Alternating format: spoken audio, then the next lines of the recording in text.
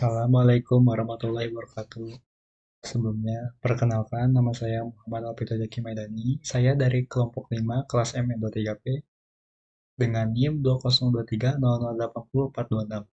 Di sini saya akan mempresentasikan hasil dari proyek perilaku konsumen saya yang berjudul Strategi Menghadapi Tantangan Persaingan Ketat dan Perubahan Selera Konsumen bagi UMKM Warung Nasi. Studi kasus Warung Nasi Ibu Yati. Materi yang pertama ialah latar belakang. UMKM Warung Nasi menghadapi persaingan yang ketat dari usaha sejenis, restoran cepat saji, dan layanan pesan antar online. Tren makanan dan minuman yang berubah-ubah, serta selera konsumen yang selektif juga menjadi tantangan bagi UMKM ini. Untuk tetap bersaing, UMKM Warung Nasi perlu beradaptasi dengan tren dan selera konsumen, meningkatkan kualitas produk dan layanan, serta menguatkan strategi pemasaran. Diperlukan strategi yang tepat dalam produk, pelayanan, pemasaran, sumber daya manusia, dan keuangan agar UMKM Warung Nasi dapat bertahan dan berkembang di tengah persaingan yang semakin ketat ini. Lalu, ada tujuan dan manfaat.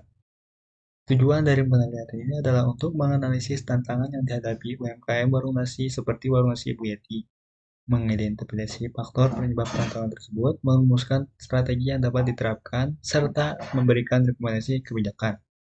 Manfaatnya, memberikan pemahaman tentang tantangan UMKM Warung Nasi, menjadi acuan dalam menyusun strategi, memberikan masukan kepada pemerintah, dan memperkaya kajian akademis tentang UMKM Warung Nasi. Hasil, Ibu Yeti menghadapi tantangan persaingan ketat dari warung sejenis, pesan antar makanan online yang meningkat, dan perubahan selera konsumen. Untuk mengatasi hal ini, Ibu Yeti mempertahankan keunikan produk, memperluas basis pelanggan, mengikuti tren, dan menciptakan suasana yang nyaman. Lokasi strategis warungnya di dekat jalan membantu menarik minat pelanggan, terutama mahasiswa. Ibu Yeti merespon layanan pesan antar online dengan merencanakan pengembangan layanan mandiri yang menekankan kualitas, kecepatan pengantaran, dan keramahan. Dia juga memantau tren kuliner melalui media sosial dan menerima masukan pelanggan untuk menyempurnakan menu dan layanan. Faktor penting bagi Ibu Yeni dalam mempertahankan loyalitas pelanggan adalah kualitas produk, pelayanan, promosi rutin, dan penawaran spesial. Dengan strategi ini, Ibu Yeti berharap dapat mempertahankan usahanya di tengah persaingan yang semakin ketat ini. Lalu ada pembahasan analisis SWOT. Yang pertama ada kekuatan atau strength. Nah, menu beragam dan harga terjangkau menarik berbagai kalangan pelanggan. Lokasi strategis dekat perkantoran atau sekolah. Kedua ada kelemahan atau weakness, yaitu kualitas makanan bervariasi tergantung pada bahan baku dan cara pengolahan. Juga manajemen yang kurang baik dan ketergantungan pada pelanggan lokal. Tiga ada peluang atau opportunities. Tren makanan sehat dan pemasaran digital dapat dimanfaatkan kerjasama dengan penyedia bahan baku lokal untuk menurunkan biaya dan meningkatkan kualitas bahan makanan. Dan yang keempat ada ancaman atau threats. Persaingan ketat dari warung nasi dan restoran modern, ada perubahan selera konsumen dan kenaikan harga bahan baku dapat mempengaruhi profitabilitas.